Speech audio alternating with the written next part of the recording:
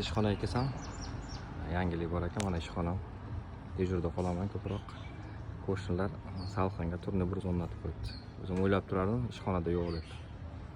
Mana ishxonam oldida ham bor. Katta rahmat qo'shnilarga, sog' bo'lishsin.